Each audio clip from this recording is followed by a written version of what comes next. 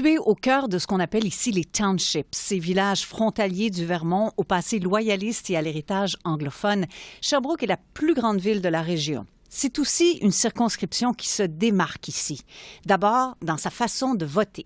Le vote anglophone va être rarement déterminant à Sherbrooke, va peut-être avoir tendance à être un petit peu plus favorable au Parti libéral du Canada, donc ça peut être un petit avantage de quelques points pour le Parti libéral du Canada, mais je vous dirais que ça joue un peu plus dans des comtés autour de Sherbrooke, comme Compton-Stanstead par exemple, où là la communauté anglophone à Compton ou les fameux townshippers comme on les appelle, sont, je pense, un vote un petit peu plus important dans des circonscriptions autour de Sherbrooke, alors que Sherbrooke comme tel demeure à très très grande majorité francophone.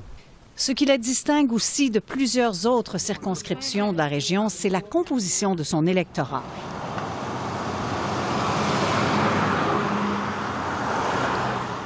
Il est résolument urbain et jeune. Sherbrooke, avec ses 2 universités et ses 3 cégeps, est une ville étudiante et ça se voit. D'ailleurs, 2 candidates des principaux partis sur 4 sont toujours aux études. J'ai 23 ans, je suis fraîchement bachelière à l'université, puis j'ai de l'expérience sur le terrain, j'ai travaillé dans un bureau de circonscription, donc le travail plus paperasse, fonctionnaire et sur le terrain dans les événements, c'est des choses que j'ai déjà côtoyées malgré le jeune âge. Marika Lalime, candidate pour le NPD, n'a que 20 ans. Donc, pour vous, c'était un naturel, le NPD. Est-ce que ça a à voir avec votre âge, justement? Est-ce que le NPD, en ce moment particulièrement, c'est pas un parti de jeunes? La plupart des candidats qu'on voit sont relativement jeunes. Oui, bien effectivement, le NPD, on a eu beaucoup de députés qui ont été très jeunes. Par exemple, Pierre-Luc Dussault, qui avait seulement 19 ans quand il s'est fait élire ici à Sherbrooke. Ils ont les intérêts des jeunes à cœur. C'est rare ici au Québec que les jeunes soient interpellés par la politique fédérale. Eux, ils essaient vraiment de venir chercher ça. Au niveau fédéral, c'est là que je me sens plus interpellée. Je me sens plus interpellée par vraiment la politique qui est plus au Canada que celle juste provinciale. Le NPD, c'est aussi un des partis qui a les valeurs qui me représentent le plus, comme les droits autochtones, l'environnement, les droits sociaux, les enjeux sociaux. On a eu pendant plusieurs années, donc on a eu Pierre-Luc Dussault du NPD qui avait été élu alors qu'il était au baccalauréat ici à l'Université de Sherbrooke. Donc, je pense qu'il y a cette conception-là très acquise que c'est pas ça qui fait la qualité ou la difficulté pour un candidat ou une candidate. Là. Ça peut... Les jeunes ne seront pas moins aptes à conduire leur fonction d'élu et au contraire, je pense que l'expérience avec M. Dussault dans Sherbrooke a démontré qu'on a eu donc un député qui était présent et qui a acquis son électorat et l'électorat était très satisfait de M. Dussault pendant ces années ici à Sherbrooke. Donc, je pense que ça, l'âge donc des personnes candidates, c'est pas ça qui va être un déterminant.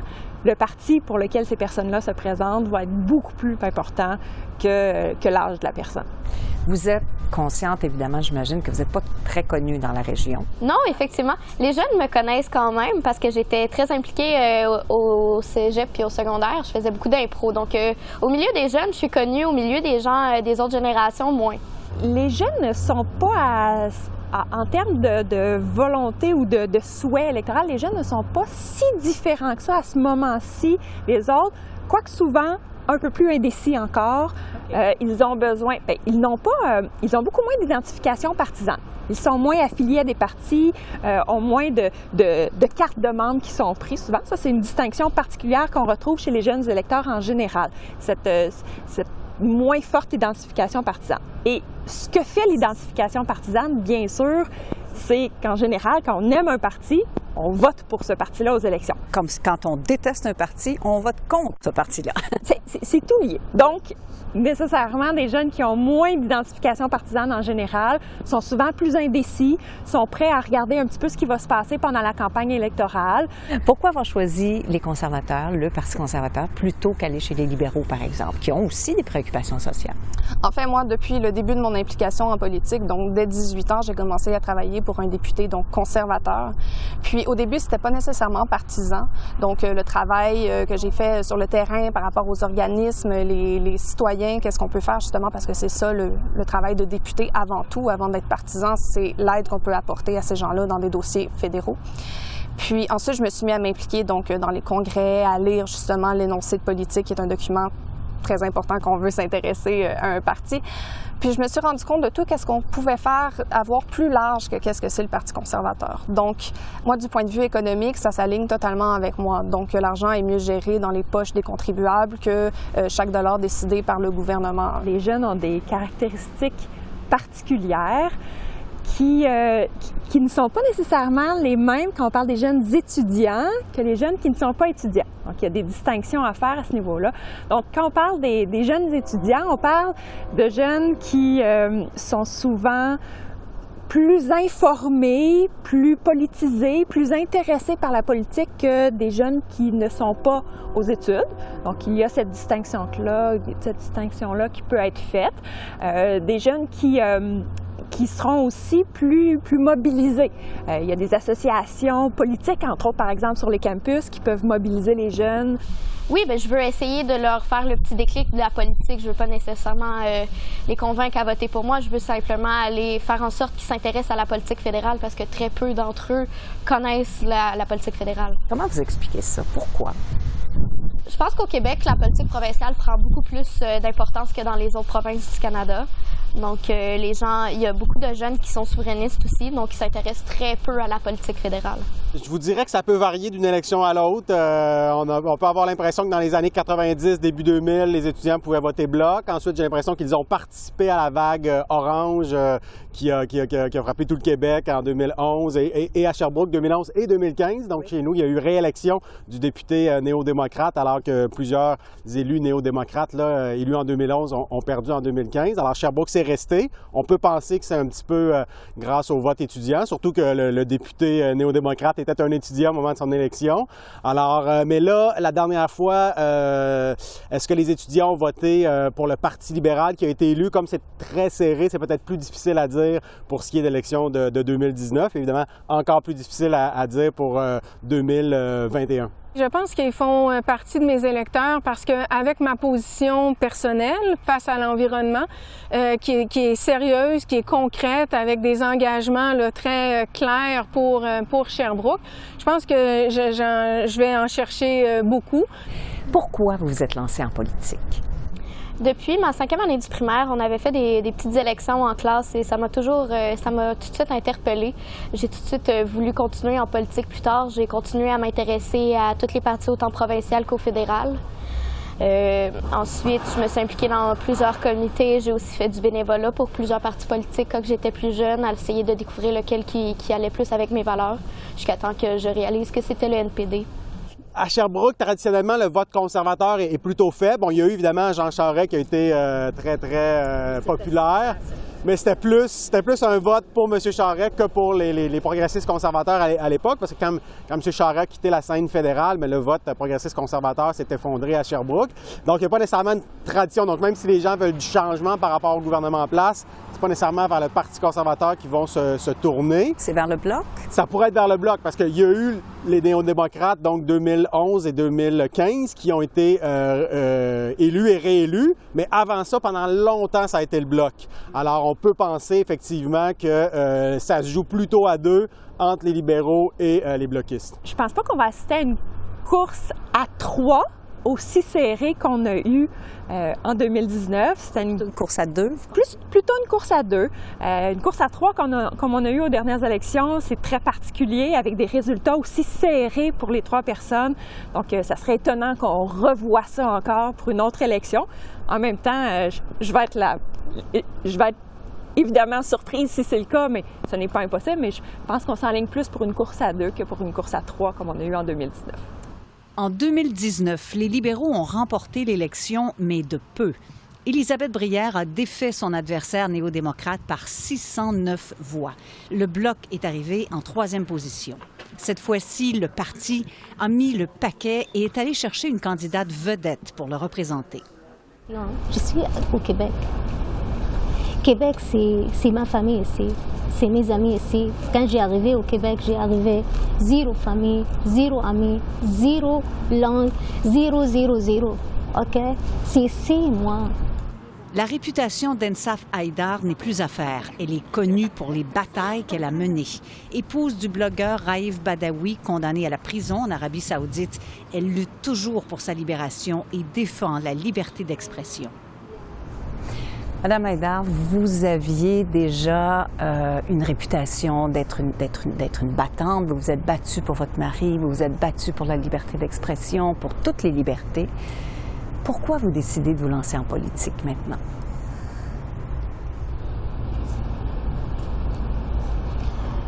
Je trouve toutes les choses, j'ai déjà battu dedans, c'est comme la liberté d'expression. Enfin, c'est politique. Pour les péris, mon mari, c'est politique. Et j'aimerais bien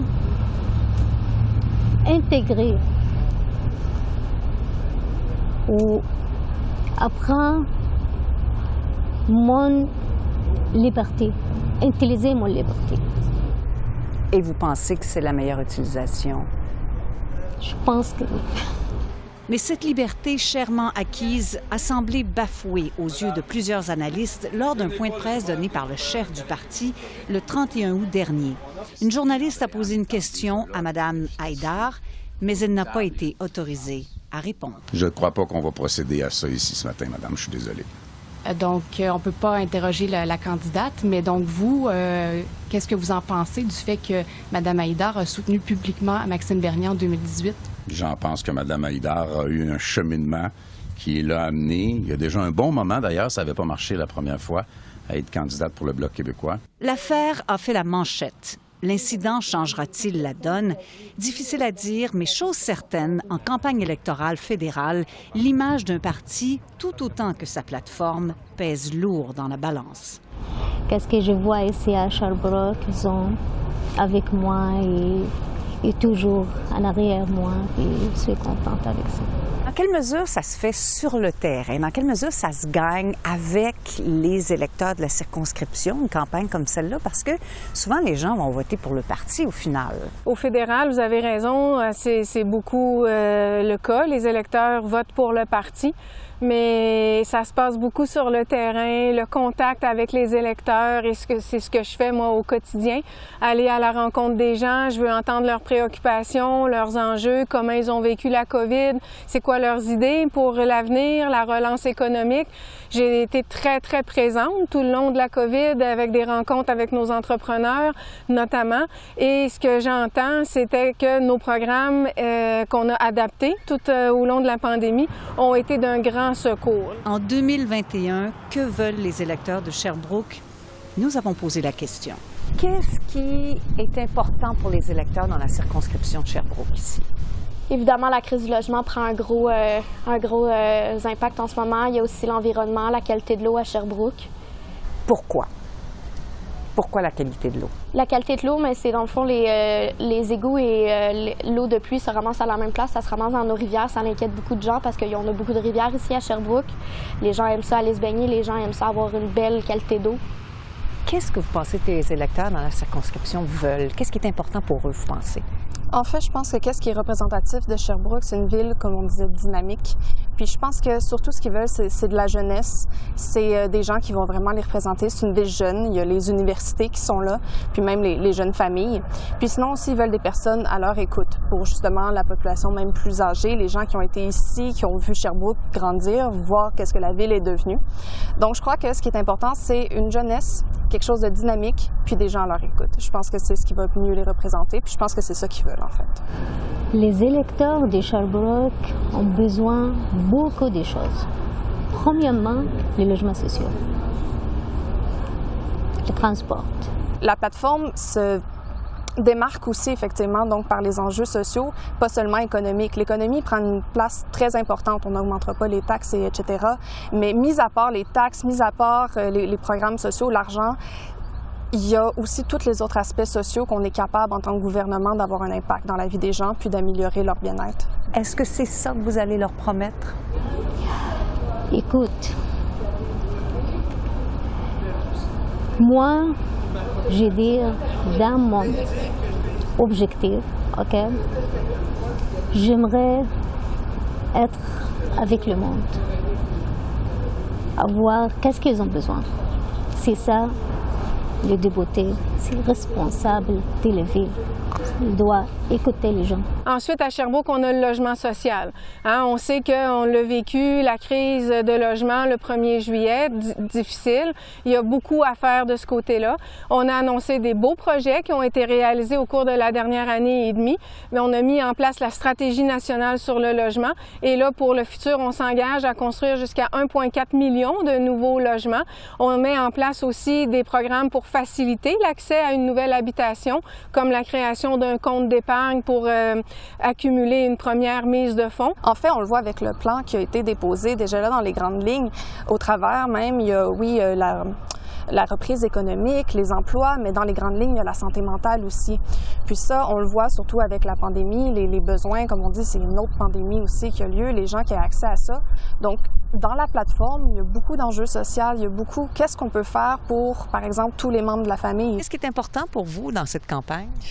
La liberté, le respect de la planète, puis le respect les uns les autres, l'unicité des groupes. Quel parti va vous donner ça? Honnêtement, je ne sais pas. Je voudrais voter contre les libéraux, juste pour qu'il y ait un changement, finalement. Qu'est-ce qui est important pour vous, comme citoyen, ici, dans la région? Ce qui est important? Oui.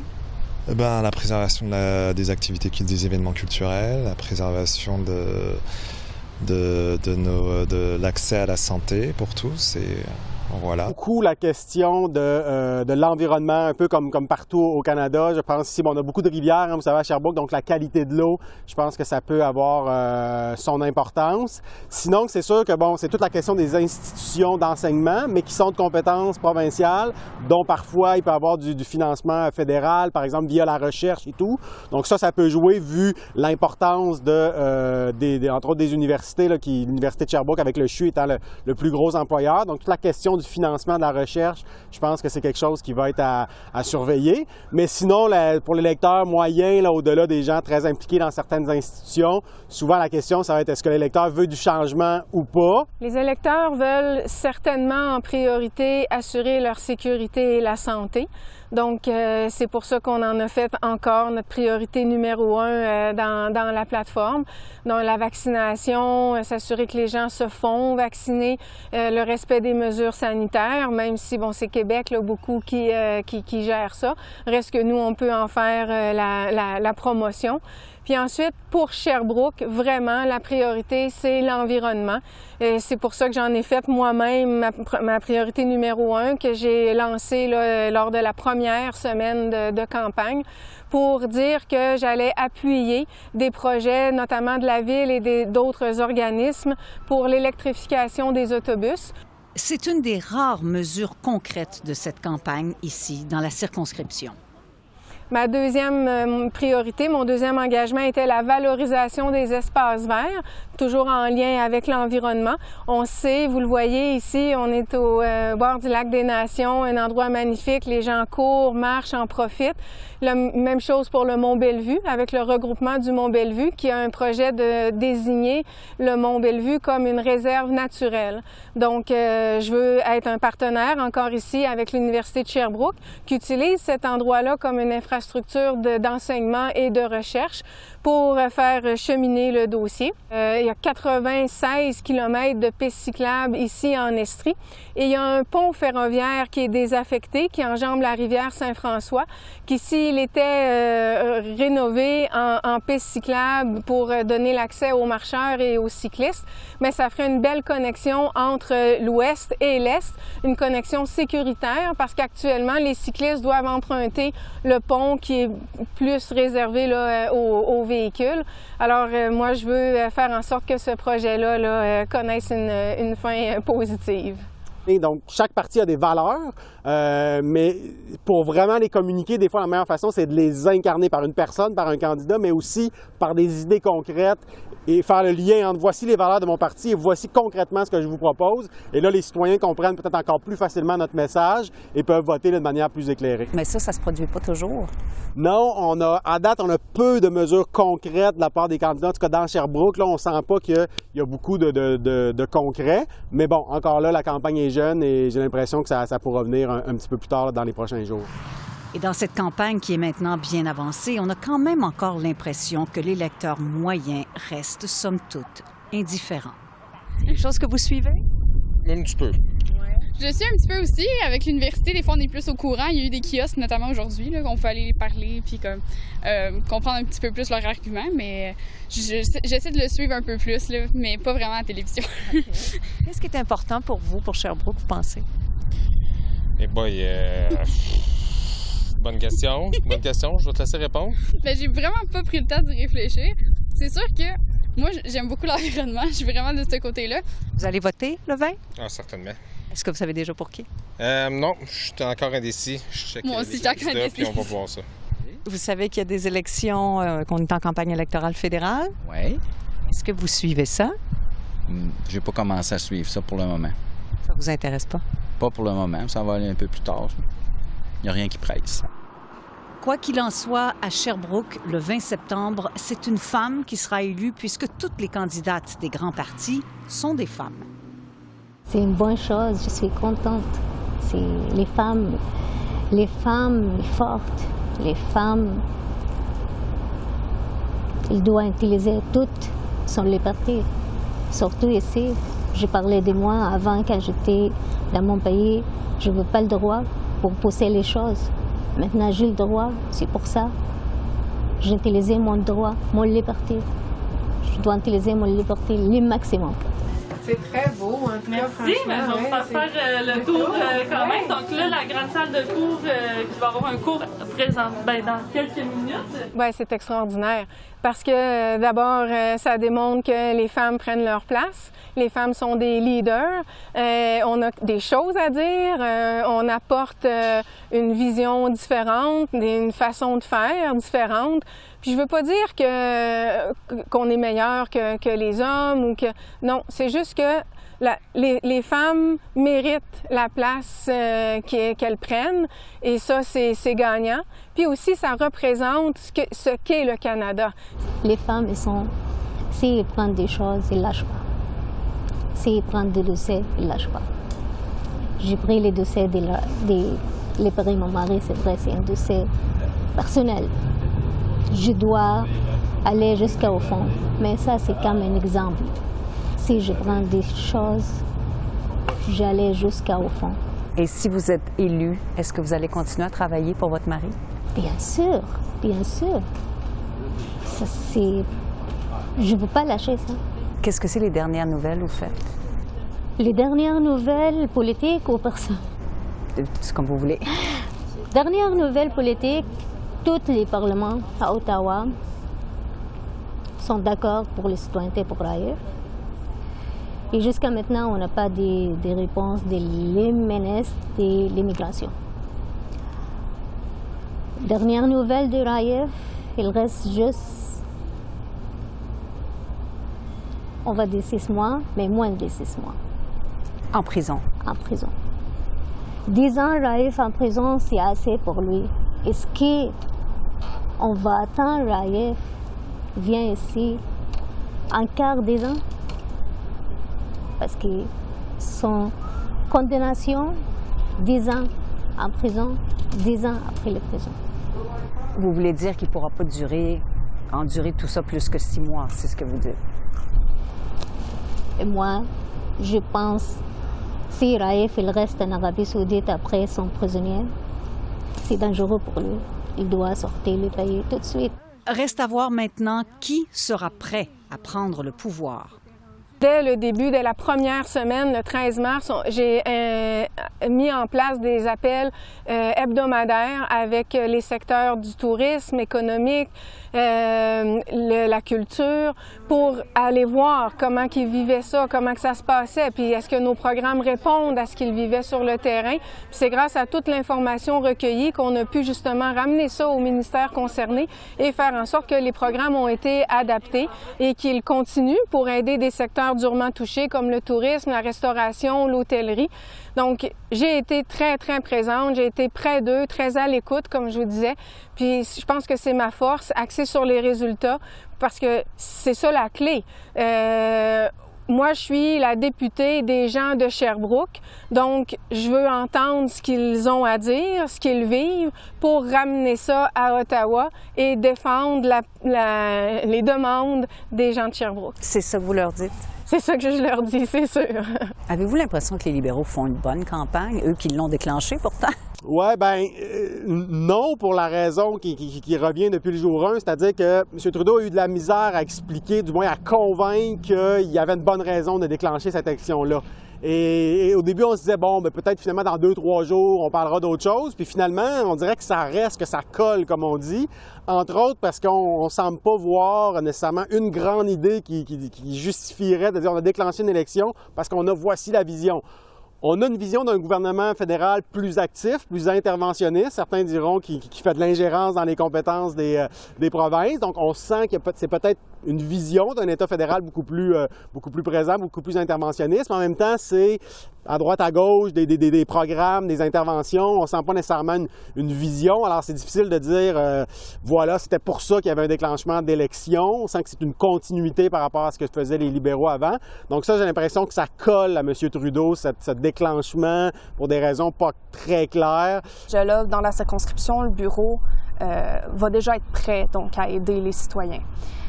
Puis pour Ottawa, ça, c'est du point de vue beaucoup plus leadership. Qu'est-ce que je peux faire pour représenter les gens de Sherbrooke, leurs besoins? Moi, prochainement, je vais aller directement à leur rencontre. Je vais faire, OK, pour Sherbrooke, qu'est-ce que vous demandez? Qu'est-ce que vous souhaitez? Et pour qui sonnera le glas? Pour CEPAC, Catherine Lafrance, à Sherbrooke.